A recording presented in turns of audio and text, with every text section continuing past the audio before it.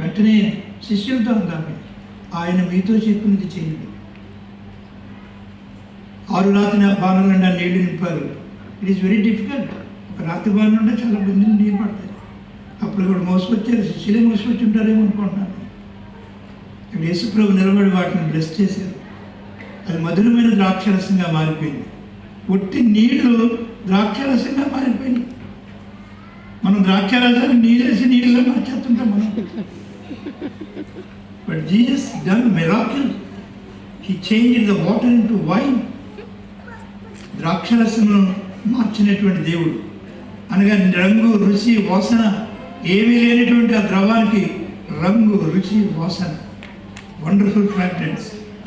తర్వాత త్రాగేవాళ్ళు అందరూ అంటున్నారు, మొదట జబ్బు రసం వేశారు, ఇప్పుడు మంచి రసం ఇచ్చారు. కారణం ఎవరు? ప్రభువు యేసుక్రీస్తు. పెళ్ళి అవ్వకముందు నీ జీవితం ఎలా ఉందో నాకు తెలియదు. పెళ్ళి అయిన తర్వాత నీ జీవితం మధురంగా మారిపోవాలి. కుటుంబంలో మధురం, తల్లిదండ్రులకి